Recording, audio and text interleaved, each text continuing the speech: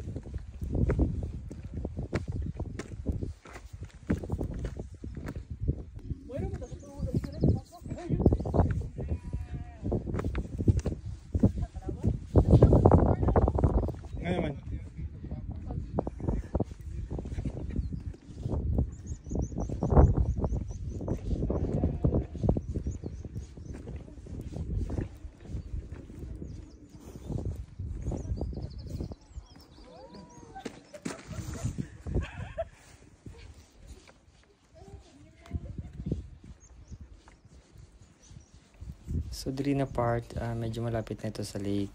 Konting akyat na lang at saka makikita ko na first time yung tinatawag nila ditong Cloningham Lake dito sa Dongarba. I don't know kung part pa ba siya ng Dongarba. Basta I'm sure part din siya ng waterfall. So ito, tinay ko siyang takbuhin paakyat. So okay lang, hindi naman nakakapagod kasi medyo may exercise na ako eh. And then medyo mabato pa rin paakyat pero careful lang. Pero okay naman ang mga daanan, kayang-kaya akyatin.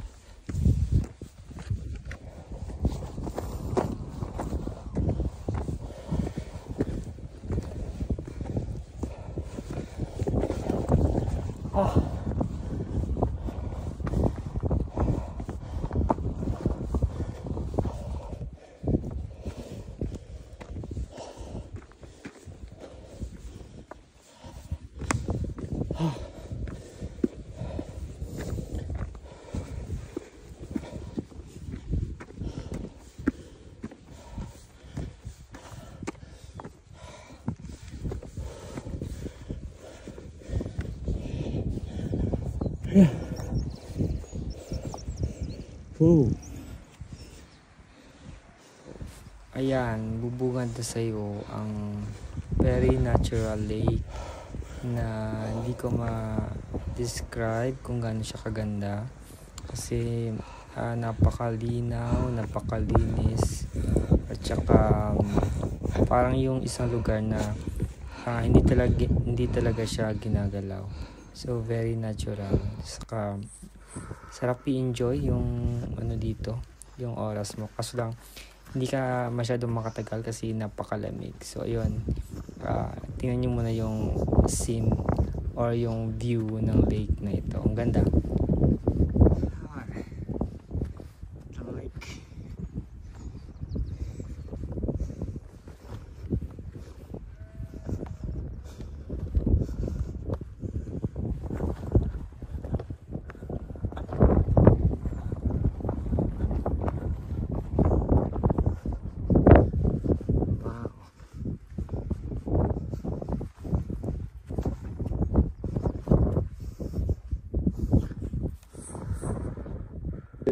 One, two, three.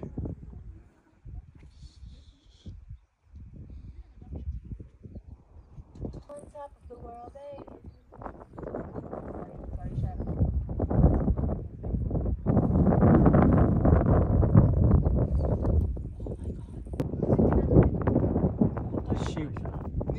So dito na side na-amaze ako kasi yung mga sheep nasa mga gilid ng bundok. Ang galing-galing nila, saka hindi ko alam kung yung kinakain nila, siguro yung mga damo. Pero wow, tingnan niyo ang slope niyan. Kayang-kaya nila akyatin. So yan, na naman yung lake na napakaganda. Linis, sarap sana maligo kaso di makaya sa lamig. Siguro kung maligo ka doon, mag-freeze kasi.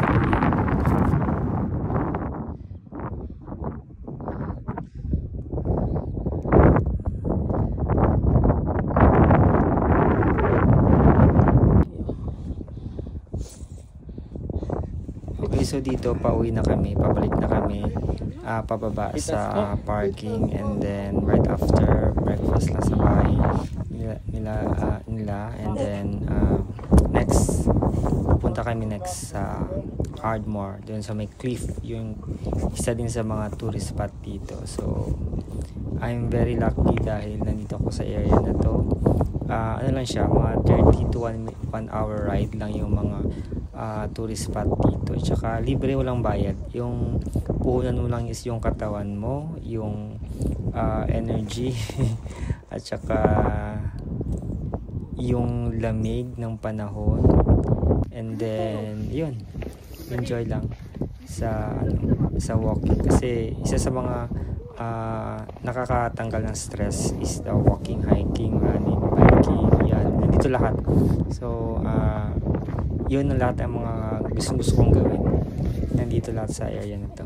So for now, dito na ako magtatapos sa aking dubbing. So tingnan nyo yung pauwi namin. So ganun pa rin yung area, tsaka mas madaling bumaba syempre kasi wala nang pull of gravity. So but yun pa rin, ingat kasi yun, tingnan nyo, masyadong mabangin. So konting slide lang, mahulog ka talaga dyan. So yun, careful talaga sa lakad kasi kung hindi ka dulas or mano sa mga bato, yung bangin ang napakadelikado. So careful. So next time dapat before kayo akit dito, so dapat may konting exercise para hindi mabigla yung paa nyo, tsaka at least ma-warm up na yung katawan nyo kasi magka-cramps yung paa nyo pag bigla kayong umakyat dito, lalo na ang lamig, yung slope ng akyat, at tsaka yung mga bato-bato kasi hindi siya plain kailangan mo rin mag effort sa mga inapakan. So thank you for watching guys, sana enjoy nyo itong video namin. So ito yung first time kong pumunta dito sa lake na to. So thank you for watching, bye bye.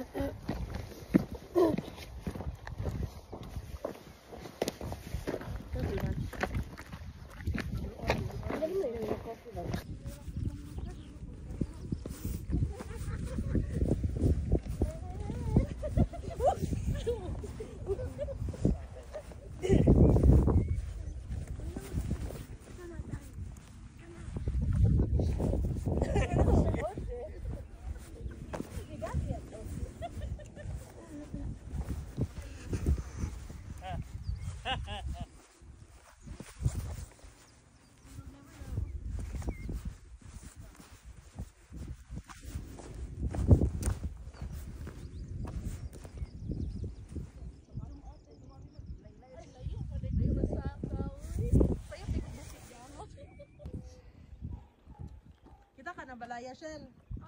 Kana balaya.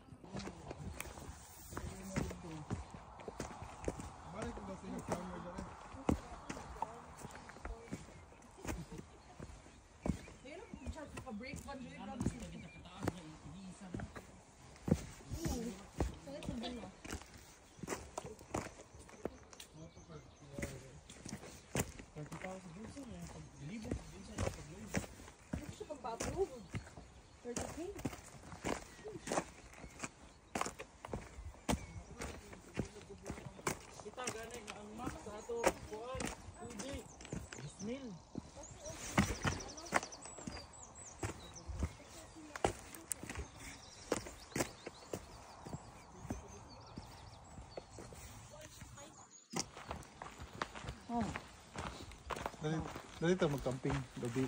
Hubot ito nga. Dagandag ang pagdali.